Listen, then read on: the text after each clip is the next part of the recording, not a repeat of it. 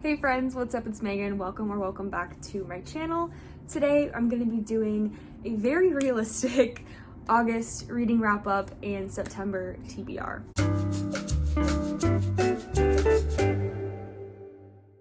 My goals are always to, read a bunch of books.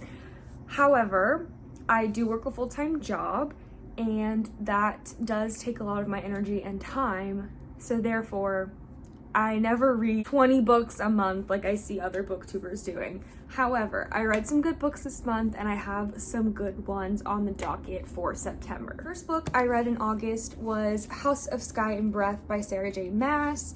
I finally got around to this. I read House of Earth and Blood last month, and so we got to this one in August. So I don't know, this is the second book in the Crescent City series by Sarah J. Maas, which I read personally after reading ACOTAR series. I have not read the Throne of Glass series, but I think that is next for me because the third book in this series doesn't come out till I believe January 2024, which is just so disappointing, and I need the next book now. I don't want to say too much about this because I don't want to spoil the first book for those of you who haven't read it, but some quick thoughts on this that are not spoilery. One, I absolutely fell in love with Rune's character in this book.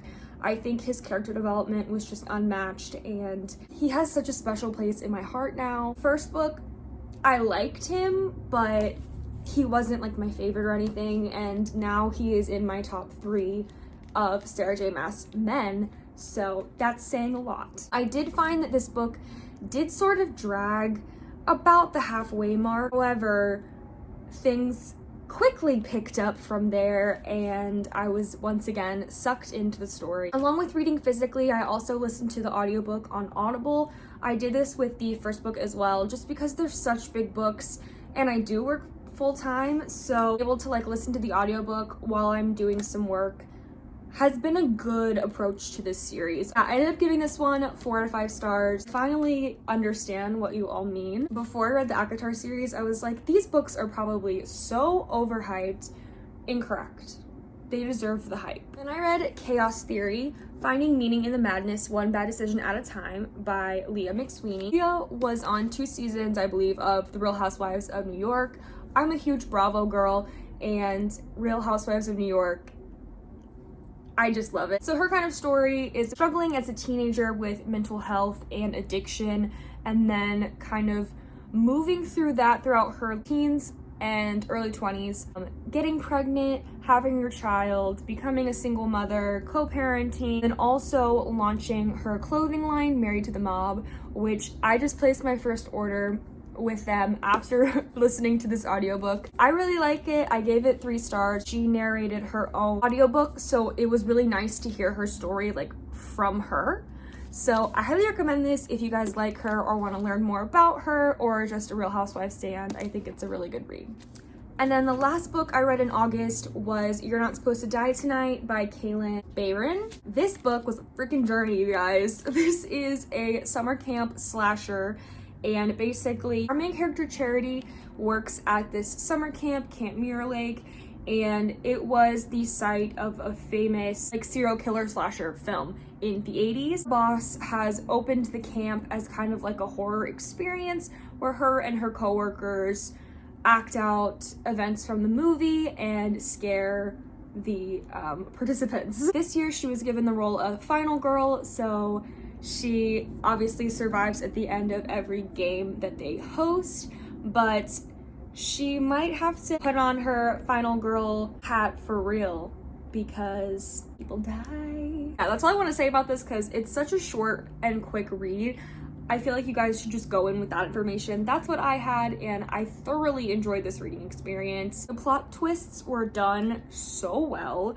The whole story was weaved together in such a way that literally blew my mind. The ending, I was like, I'm sorry, what? It was such a fun slasher to kind of start off my spookier fall reads. I gave this 4 stars. Now let's go on to my September TBR. Again, this is a very modest TBR. I don't want to overwhelm myself. Want to do some fall book shopping as well, so I'm sure this will just get larger, but this is for September. First up, I do want to get one last summer lakeside romance in. So I'm gonna read Meet Me at the Lake by Carly Fortune. I really loved Every Summer After. I read it last summer. All I know about this one is that this girl and this guy met, I think they spent like a day together, and they make a pact to like meet a year later, but he doesn't show up. And then like 9 years later, I think she's helping run her family business and he shows up. It'll be a good end of summer read. I really like Carly Fortune's writing style, and I'm hoping that I love this as much as I loved Every Summer After. And I want to get to The Queen's Gambit. I watched this Netflix series when it first came out in 2020, I believe,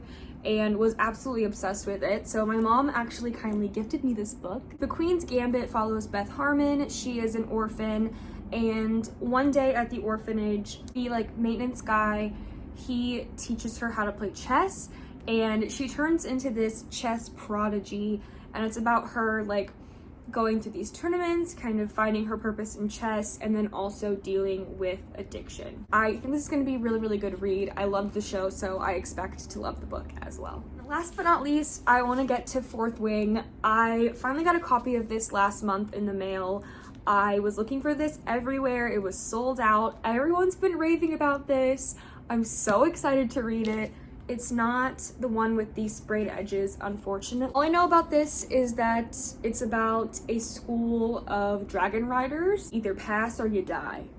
So that's all I needed to know. Very excited to read a dragon book, and I think this is perfect for fall. So that is going to be it for today's video. Thank you guys so much for watching. If you did, give it a thumbs up, subscribe, all that YouTube stuff. Let me know in the comments what you guys are planning on reading in September, and if you had a favorite book you read in August. I would love to hear. I will see you guys in my next one. Bye!